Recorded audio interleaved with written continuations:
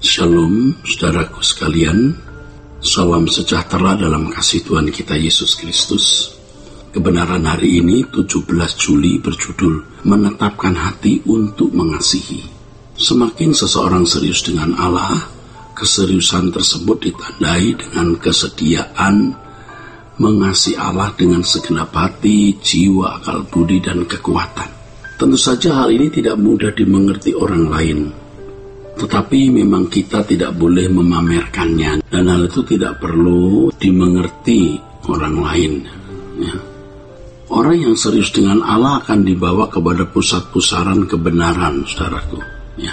Semakin hari semakin cepat, seperti suatu benda berada di pusat pusaran atau epicentrum sebuah gerak air yang berputar, semakin ke tengah semakin cepat berputar. Hal ini akan ditandai dengan keadaan seseorang yang mengasihi Allah lebih benar.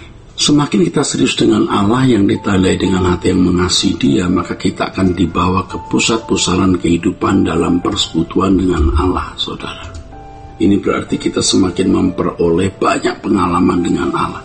Dengan demikian kita dapat semakin mengerti kehendaknya untuk kita lakukan. Pikiran kita semakin terbuka untuk menemukan apa yang Dia rancang, Dia rencanakan untuk kita penuhi dalam hidup ini. Dan itu sebenarnya inti kekristenan, yaitu mengerti kehendak Allah untuk kita lakukan dan mengenal rencananya untuk kita penuhi. Inilah gaya hidup Yesus yang juga harus kita kenakan.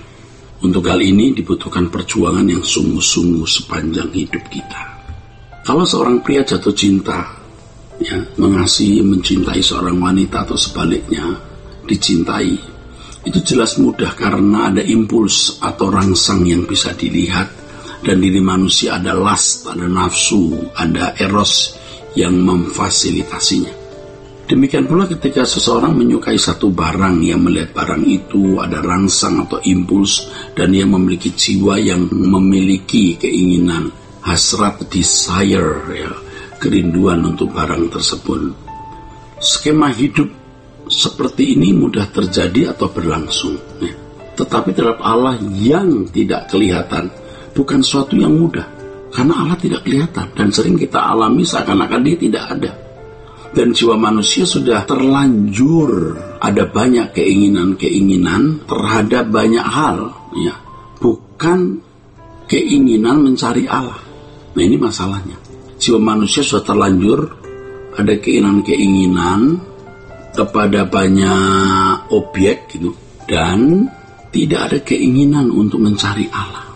Ketika kita bersungguh melangkah mencari Allah, sering kita alami seakan-akan Dia tidak menanggapi seperti yang kita harapkan. Kita bisa merasa orang-orang yang mencari Tuhan dengan sungguh-sungguh dan orang yang tidak mencari Tuhan seakan-akan kelihatannya sama. Kita bisa merasa begitu. Tetapi Allah yang mulia dan agung, layak dan patut kita perlakukan dengan hormat, yaitu tidak menuntut respon atau reaksi Dia dalam bentuk apapun.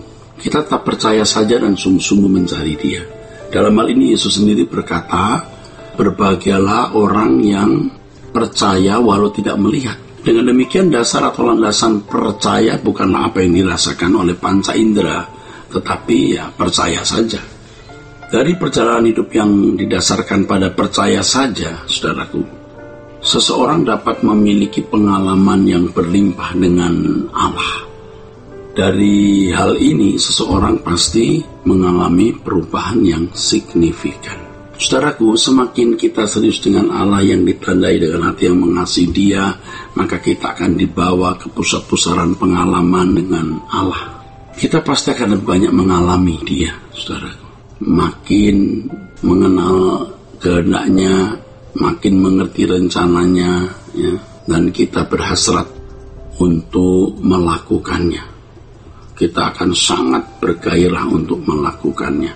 Kita akan memiliki pengalaman yang sangat pribadi dengan Allah, saudaraku, yang tentu sangat eksklusif Allah yang seakan-akan tidak ada, kemudian menjadi nyata dan hidup, begitu real, saudaraku. Di level ini seseorang bisa menghayati kehadiran Allah yang semakin hari semakin kuat, tentu secara bertahap, sehingga seseorang bisa merasakan ini maksud hidup di hadirat Allah. Pengalaman hidup seperti ini tidak bisa dibahasakan dengan lengkap. Hal ini harus dialami secara pribadi dengan konkret. Dalam hal ini Allah menjadi jelas bukan karena menalar dia dengan rasio, tetapi mengalami dia secara real. Ketika kita hidup di hadirat Allah sepanjang waktu, maka bertumbuhlah secara bertahap pula kegentaran akan Allah di dalam jiwa, dan akhirnya semakin mencengkeram kita. Hal ini mendorong kita untuk hidup tidak bercacat dan tidak bercela. Kita akan bisa mencium keagungan, keharuman, kesucian Allah di dalam jiwa kita. Di sini kita makin mengerti dan mempercayai bahwa kesucian itu adalah sebuah keniscayaan. Hidup tidak bercacat dan tidak bercela itu sesuatu yang bisa terjadi atau berlangsung dalam hidup kita. Sistematika teologi tidak akan dapat merumuskannya sebab harus dialami secara langsung, bukan hanya dinalar.